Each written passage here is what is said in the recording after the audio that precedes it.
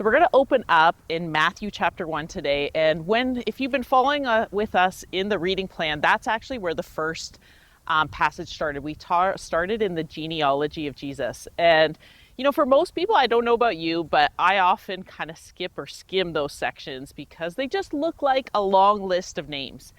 And yet in this passage, if you take the time to look, there's actually some hidden gems. And that's what we're going to look at today. We're going to look at 4 women that are mentioned in this genealogy, which is absolutely amazing because in that time in history, women were not counted in the record counts. And so the very fact that women's names are mentioned here is for a purpose. And so I'm just going to read this passage, part of it from Matthew chapter 1, and I want you to listen for these 4 women that are going to be highlighted today. So this is Matthew chapter 1, starting in verse 1. This is the genealogy of Jesus the Messiah, the son of David, the son of Abraham. Abraham was the father of Isaac, Isaac the father of Jacob, Jacob the father of Judah and his brothers, Judah the father of Perez, and Zerah, whose mother was Tamar. Perez the father of Hezron, Hezron the father of Ram, Ram the father of Amminadab, Amminadab the father of Nahshon, Nahshon the father of Salmon, Salmon the father of Boaz, whose mother was Rahab, Boaz the father of Obed, whose mother was Ruth, and Obed the father of Jesse, and Jesse the father of King David. David was the father of Solomon, whose mother had been Uriah's wife. And so this passage goes on to continue listing other names in Jesus's genealogy, and it finally ends with Mary, the mother of Jesus. But I want to point out to you today that these 4 women, it's so interesting to me that Matthew would point them out. And he didn't pick the typical heroines of the Bible. He didn't have, Sarah and Rachel and Leah. He picked the ones that had the most scandalous stories, people that you would think had no place being in the royal bloodline of Jesus. And he points them out for a purpose because he wants to show the redemptive power of Christ. And so as we enter into the Easter season, as we talk about these 4 women today, I want you to picture that there is nothing that you have done in your past or something that you're going to do in your future that will disqualify you from receiving the love that God has for you. And so we're going to read first, and we're going to talk about the first woman that's mentioned, and that's Tamar. So Tamar's story is actually a really uncomfortable read. For those of you that were in the Bible plan this week, you might have cringed, you might have had a hard time getting through the devotional part and even the scripture reading, because Tamar's story is actually really, really scandalous. So Tamar is in this situation. Her husband dies, she's left a widow, and she's in a place where she's going to be in a situation of destitution. And so actually in the Old Testament, there was a law to protect women like Tamar. If they had been widowed, it was actually the in-laws' responsibility to care for that woman. And so what would happen is that the brother-in-laws, the family would make sure that there was an heir for her to carry on, so that when she got old, when her parents had passed on, there was someone to care for her. But that wasn't the case for Tamar. So Tamar actually had a brother-in-law take on that responsibility, but he refused to allow her to bear children. And as a result, actually, he passed away as well. Judah, terrified that another son was going to pass away, maybe he thought there was something wrong with Tamar, he sends Tamar away back to her parents. An absolute shame, and this for her was absolutely devastating. And he promises her, he says, if you go back to your parents, when one of my younger children are grown, I'll give you to them to be their wife. Now Tamar knows that Judah has no intention of doing this, and she goes back to her family really, really discouraged. We see later on in the story, it takes kind of a really bizarre turn. And in the end, Judah ends up impregnating Tamar. Now this seems absolutely scandalous, and this seems like something, why is this in the Bible? This seems kind of X-rated here. But when we look further in the story, we actually see God's love for Tamar. The woman who was forgotten, the woman who had no hope, who was destitute, God provided a future through her, through these unusual events. And so when we look at Tamar, there's one really thing that I want to point out to you. When she finally gives birth, so she ends up being pregnant, she gives birth to these twins. And I want to read in Genesis 38 what it says about that birth. It says, when the time came for her to give birth, there were twin boys in her room. As she was giving birth, one of them put out his hand, so the midwife took a scarlet thread and tied it on his wrist and said, this one came out first. But when he drew back his hand, his brother came out, and she said, So this is how you have broken out. And he named him Perez. Then his brother, who had the scarlet thread on his wrist, came out, and he was named Zerah. Did you catch that? That is the scarlet thread that is put all throughout the Old Testament. When you read the Old Testament, it is actually so many places of it. You know, when the Israelites had to put the blood over their doors, over the Passover, all of these images of blood and cords is actually a foreshadowing of what Christ would do for us. And so here's this little hint right in this story, a story that really is hard to listen to, hard to read, but a story of redemption. Here is Tamar, who was hopeless, who is desolate, and now has a son, two sons actually, who are mentioned in the lineage of Jesus. Isn't that an amazing story of God's redemptive power? The second person that comes in this story when we read through Matthew chapter 1 is the story of Rahab. So Rahab was a foreigner.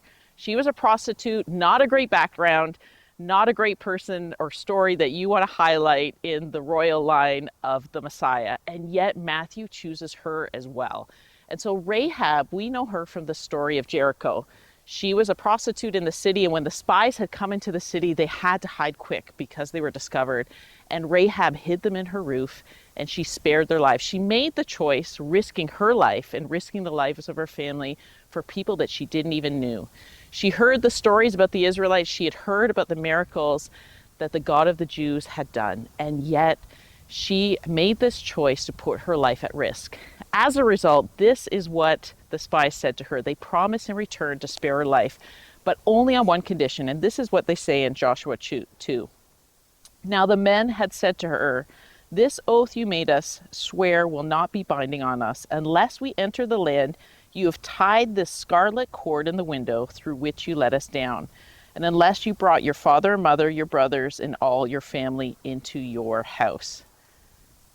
Did you catch that again? It's that scarlet cord that's reappeared. Here is a prostitute, somebody that is considered in those times one of the most sinful people, and yet her family is spared.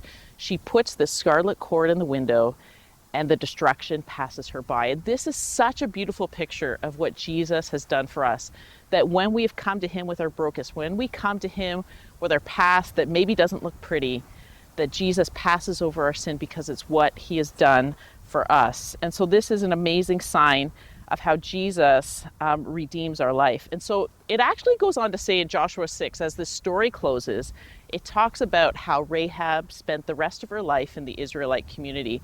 And when we get back to this Matthew chapter 1, it talks about that she had married a man named Salmon, and she became the father of Boaz. And so Boaz actually triggers the next woman in this Matthew lineage, and that next woman that's highlighted is Ruth. And so in the story of Ruth, her situation, very similar to Tamar. She had lost her husband, and so her mother-in-law as well was destitute. Her husband had passed away.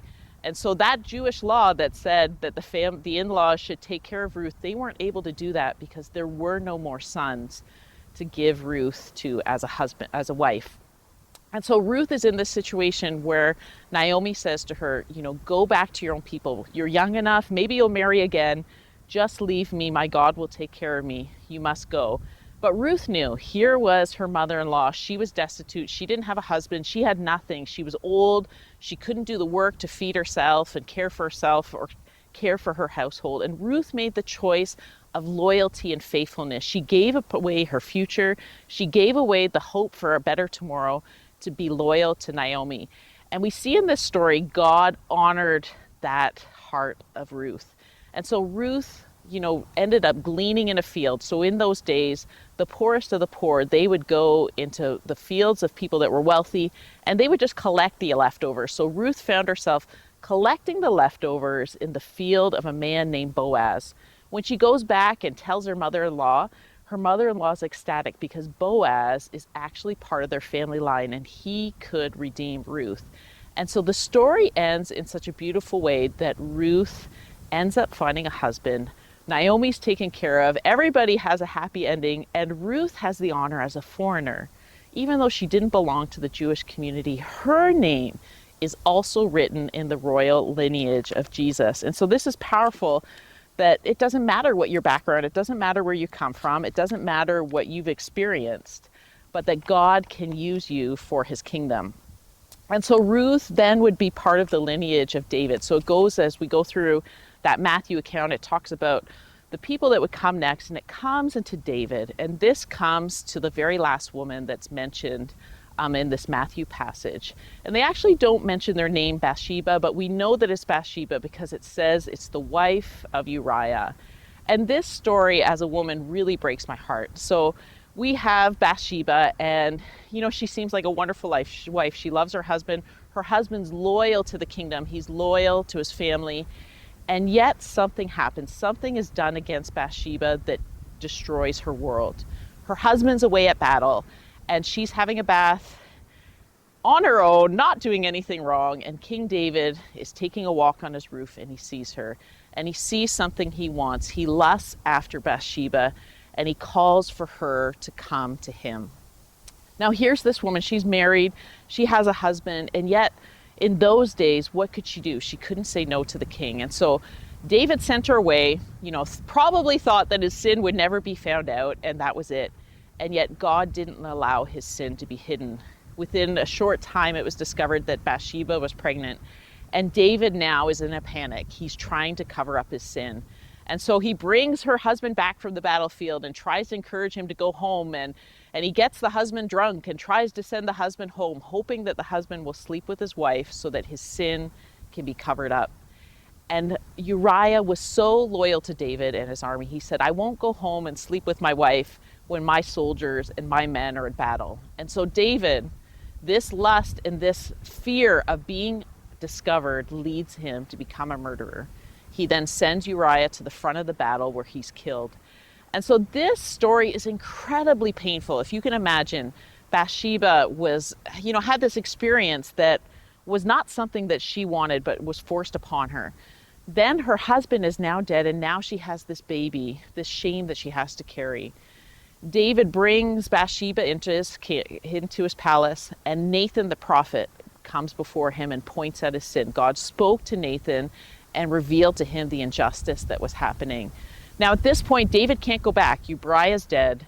He keeps Bathsheba as his wife. And you can see through this story what was at once lust turns into love, and he really does love her the rest of his life. But it doesn't stop that there was consequences to his sin.